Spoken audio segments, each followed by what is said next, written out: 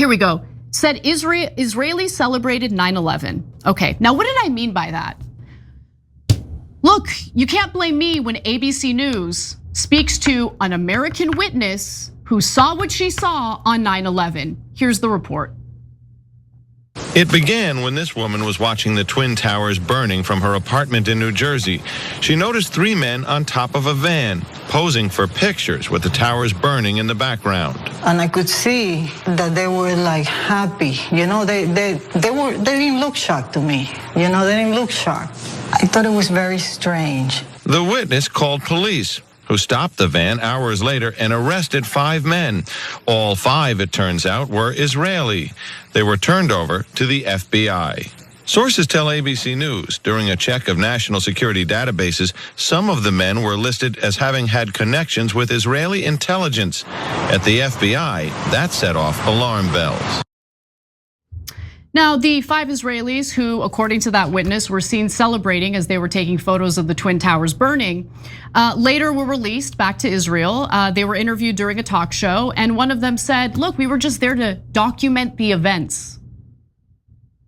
By the way, the moving truck, they claimed that they were working for a moving company. It was a shell organization with ties to Israel. It wasn't an actual moving company. Inside the moving truck were all sorts of passports, all sorts of recording devices, all sorts of strange materials. Yeah. But anyway, that's what I was referring to when I was talking about the celebrating Israelis. Those 5 men were Israelis, and according to that witness, they were seen celebrating. They seemed jovial as the United States was suffering one of the worst terrorist attack in American history. Yeah, so I want to tackle the video and then the overall charges. So first, about the video, people get really emotional about it and they get oh, that's so very wrong. You're not allowed to show an ABC News video. You're not allowed to show a Fox News video. They did exhaustive, actually back when they did investigative reporting about this as well. And so it turns out we captured a lot of Israeli spies after 9/11. And you're not going to be shocked to find out what happened next. We let them all go. We let them go? We let them go back to Israel. So those are indisputable facts, and you can look them up. And so my question is, if those folks, the 5 spies in that particular story, were confirmed as spies, and they were, why did we release them? That's super strange, isn't it? Normally when a country catches a spy, they never release them. You might do a spy exchange, you might kill the spy, you might keep the spy in jail forever for the rest of their lives, but you never return them for no reason back to their home country, unless that country is controlling your country, okay? And so why, and the answer that no one can give, all they just do is huff and puff, huff and puff. Oh, you can't show that video. Don't show the video, don't tell people what the Israelis are up to. Don't tell them that the spies were released, okay? Well, kiss my ass. We are telling them, and we're telling them because it is about the government of Israel, and stop slandering our brothers and sisters who are Jewish Americans who had nothing to do with it. They were not part of a spy operation. Mossad didn't call them. No, this is the government of Israel. So last thing on the video, that when they go back to Israel and they say, one of the guys says, we were there to document the events. No one can answer, what does he mean? Yeah. How did you know there was going to be an event on 9/11? How did you know to pull the van up before the towers were hit? To take the pictures and the video. Why were you celebrating? But forget the celebration. I don't care. Maybe it was a misunderstanding. What I want to know is, how did you know? How did you know there was going to be an event? So, of course, that's why groups like this flip out, because that could show you what Israel's actually been up to. And they're trying to get YouTube to demonetize me. Like, that's the whole reason why they put up that post. And their whole effort is to, let's just keep it real, they're just trying to intimidate me, right? And a lot of people, I get it, I understand why they would fall victim to that intimidation, and they would maybe back off of these stories and not cover them and not talk about them. But with a bitch like me, I'm not gonna shut my mouth, and I'm not gonna be intimidated. As an American who's protected by the First Amendment, who is tasked with doing a job that requires me to dig in, not get scared and run away, like a little bitch, right? I'm the kind of bitch that likes to dig in. And I'm not gonna be intimidated by someone who has far more concern with a foreign country as opposed to our country here in America. I'm an American, I'm gonna look out for America. So guys, you have to realize how the Israelis threaten in different ways anyone who dares to criticize them in America. So you saw them doing it on college campuses. First, they started arresting the kids who were for peace. Then they started taking away their diplomas. Then they started putting together blacklists and saying you'll never be hired in Wall Street, etc. A number of financiers did that. That's just a reality. And they brag about it. They say, if you protest Israel, we'll never hire you. Now those guys are traitors. They work for a different government, okay? So now, but on top of that, they went further and further. Then they said, okay, denaturalize people, deport people. Anyone who writes an op-ed about us, have mass men kidnap them in the streets of America, send them to a gulag, because criticizing Israel should be unacceptable in America. Know who rules you, okay? So then, when I started criticizing Israel, IDF wrote my name on a bomb. Yep. Okay, that was early on. Yeah, and then an Israeli agent in a debate we had on air called me a parasite.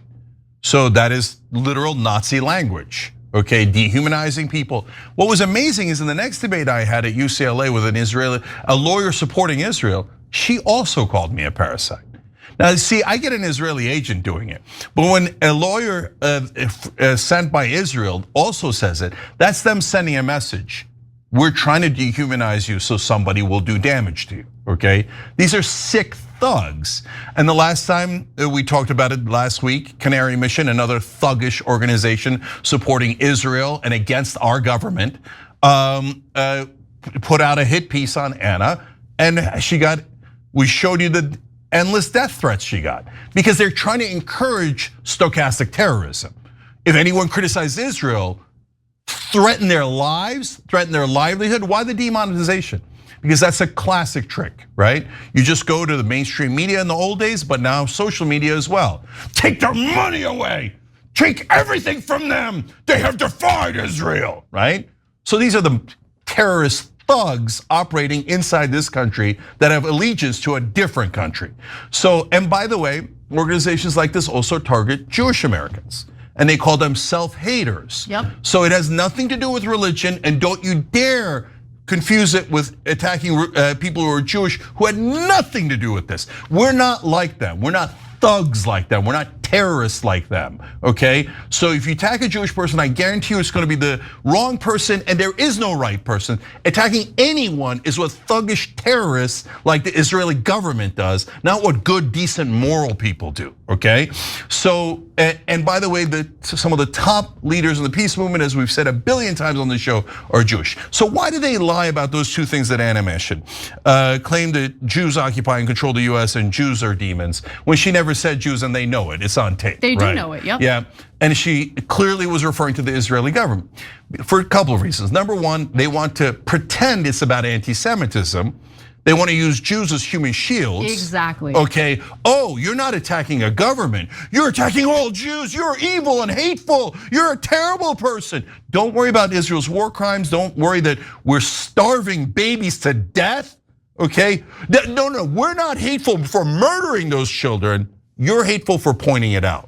But you see, it doesn't work when it's a government, so I have to pretend that you said it about Jews when no one said it about Jews. Again, my Jewish friends never got a call, hey, would you like to control the US government? That is not at all how it works. It has nothing to do with that. It is the government of Israel that has, through organizations like AIPAC, bought the great majority of our Congress.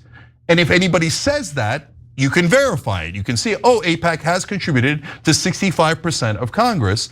And when you include the rest of the Israeli lobby, it's nearly all of Congress. So when there's a letter that was sent around the other day to recognize Palestine as a state, which actually is official US policy, only 13 members of Congress signed it. Yeah. So time and time again, 98% of Congress votes with Israel. Okay, and again, by the way, usually the people who stand up and don't vote in that direction, half of them are usually Jewish, right? And then they get labeled as anti-Semites anyway, or self-haters. Yeah, self-haters, exactly. Right. Look, let's end on a fun note, believe it or not, because there is a fun note to this. Really? Yeah, so Stop Anti-Semitism's X account has just posted about a woman who she's on Hinge, one of those dating apps. On her dating app profile, she had posted a photo of herself, and she wanted to share her disdain for Donald Trump, who she refers to as the tangerine toddler, okay? So, Stop Anti-Semitism posts like a screenshot of her profile, and it says, she wrote, I'm weirdly attracted to people who dislike the tangerine toddler as much as I do, and who care about human rights, with a Palestinian flag and a Ukrainian flag. Okay, well, Stop Anti-Semitism posts a screenshot of that and says, how sadistic does one have to be to refer to a murdered Jewish child as a tangerine toddler? No. So you just made it up. No, she's talking about Trump. Talking about the president. That's no. They're like, no, to them, when all you have is a hammer, everything looks like a nail, right? So they're like, okay, slaughter all the anti-Israel critics, right? Anti-Semite, right? It's not a toddler. They're talking about Trump. Who cares? Anti-Semite. They were just triggered by seeing a Palestinian flag in her profile. Of course they were. That's all because it was. why? You know why? They hate Palestinians. They think Palestinians are inferior to them. They're sick supremacists who say, no, an Israeli life is worth everything. And by the way, Israeli lives are precious just like all human lives. That's why we were against October 7th and we were outraged by it. One of these knuckleheads was like, I can't believe your first words on air after October 7th was goddamn Hamas. Wait, how is that a bad thing? Thank you for showing that we were outraged after October 7th, right?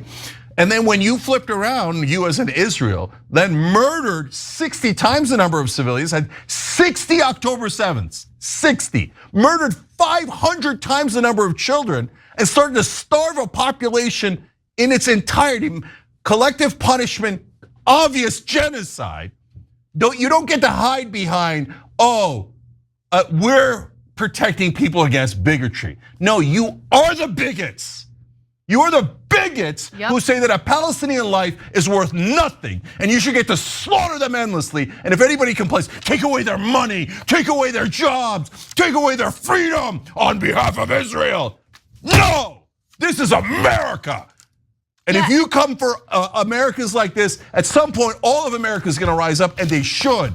And we should realize that Israel is not an ally.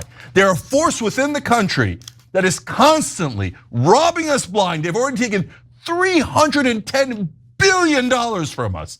And when you ask them why, they say, you owe us. What the hell do I know you